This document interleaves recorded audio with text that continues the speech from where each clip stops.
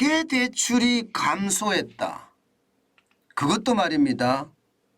통계 작성 이래 처음으로 감소했습니다. 여러분 이거 한번 보세요. 전년 대비 2022년 가계대출 감소율입니다. 0.5%가 떨어졌습니다.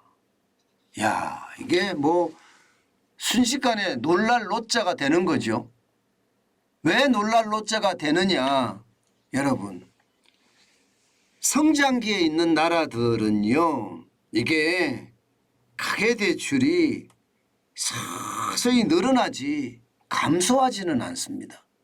왜냐하면 경제가 점점 팽창하기 때문에, 경제 규모가 점점 커지기 때문에요. 가계대출도 확 낮춰지지도 않고요.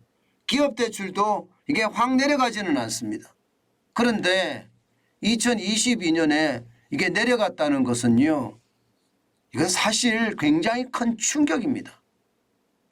가계대출이 줄어든다고 여러분 가정을 해보세요. 그러면 가계는 소비의 주체잖아요. 그런데 대출이 줄어든다. 그러면 쓰는 돈이 줄어든다는 뜻이에요.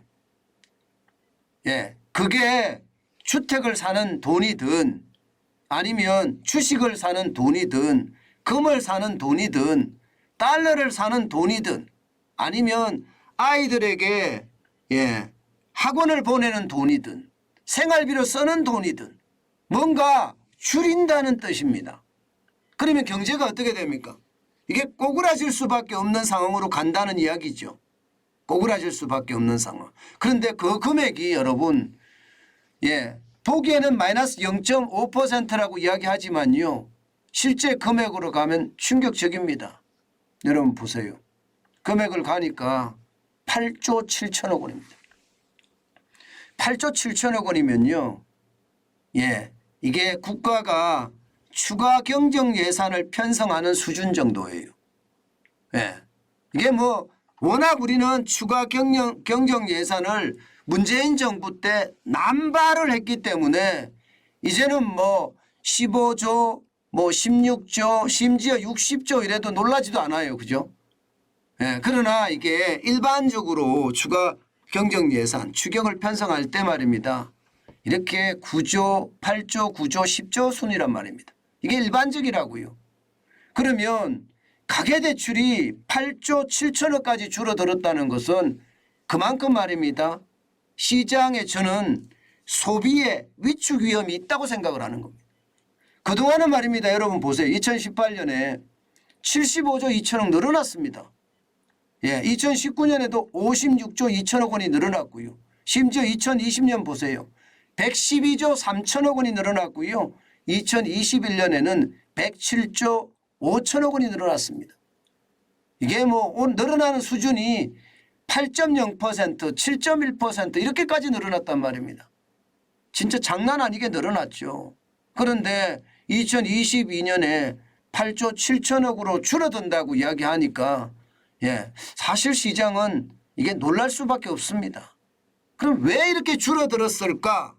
제가 제목에 썼던 내용처럼 여보 빚부터 갚자 이 말이 사실입니다. 왜냐고요? 대출금리가 엄청 올라가니까요. 지금 기준금리가 3.25%거든요. 현재 기준금리가. 그럼 여러분 생각을 해보세요. 2021년 8월 24일 이전만 하더라도 대한민국의 기준금리는 0.5%였습니다. 그러면 대출금리가 얼마나 됐을까요? 많이 되면 3% 수준입니다. 3%. 많이 되면 말입니다. 그런데 8월부터 금리를 올리기 시작했습니다. 전체적으로는 한 8번 이상 올렸을 겁니다. 8번 이상. 8월, 11월, 그 다음 해에 지금 2022년에는요. 거의 매월 올렸거든 매월. 그래서 3.25가 된 거예요. 그러면 대출금리는 어떻게 될까요? 당연히 8% 가까이 되죠. 적게 내는 게 6%예요. 그러면 3% 대출금리에서 6%로 오르다가 뭐 심지어는 8%까지 갑니다.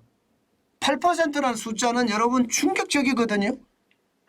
그러니까 가정에서 아내가 됐든 남편이 됐건 빚이 있으면 야, 우리 돈 그만 쓰고 빚부터 먼저 갚자.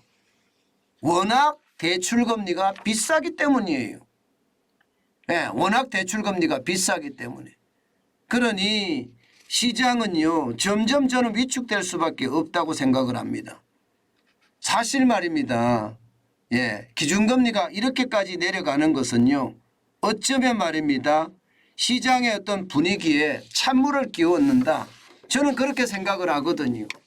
결국 말입니다. 예, 사람들이 돈을 안 쓰고 이게 빚부터 갚자 이렇게 되고 예, 또 있는 돈을 가지고 저축부터 먼저 하자 이렇게 돼버리면 시장에는요 돈이 안 풀립니다. 돈이 안 풀리면 어떻게 될까요? 소비는 위축될 수밖에 없습니다. 소비는. 그만큼 심각하다는 뜻이에요. 예, 게다가 말입니다 여러분. 1금융권. 제가 지금 보여드린 것은요. 금융권 전체를 말하는 거잖아요. 금융위원회가 발표를 하니까 8조 7천억 원이 줄어들었다는 것은 전체를 말합니다. 그런데 1금융권은 어떨까요? 1금융권도 역시 줄어들었습니다. 1금융권도 보시면 2조 6천억까지 줄어들었습니다. 2조 6천억. 그러니까 1금융권 자체가 지금 대출을 안 해준다는 이야기고요. 또 2금융권도 대출을 안 해준다는 이야기예요. 지금 보시는 것처럼 1금융권 같은 경우는요.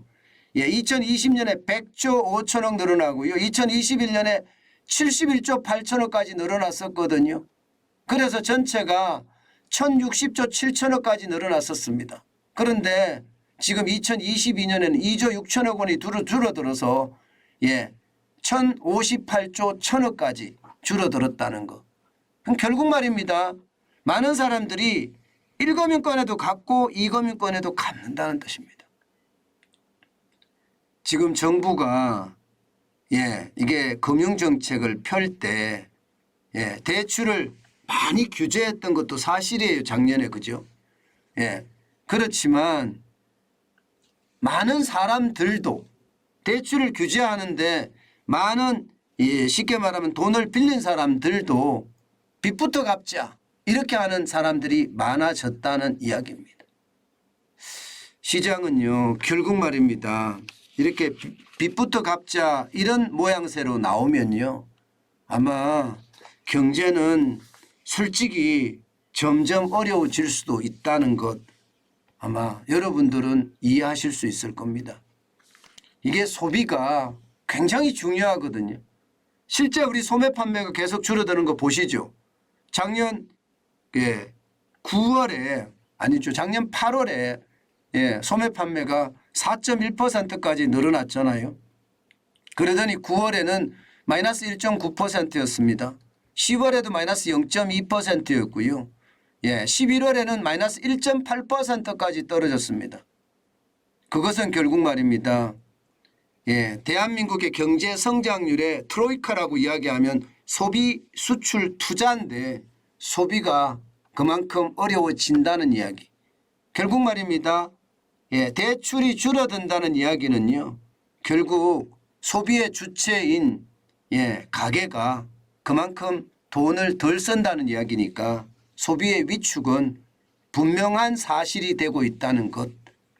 아마 여러분들도 이미 현장에서 느끼고 있을 겁니다. 제가 실물 경제가 좋지 않게 된다는 거 그 말씀 많이 드렸죠. 바로 이런 이유였습니다. 대출이 그만큼 줄어드니까 말입니다.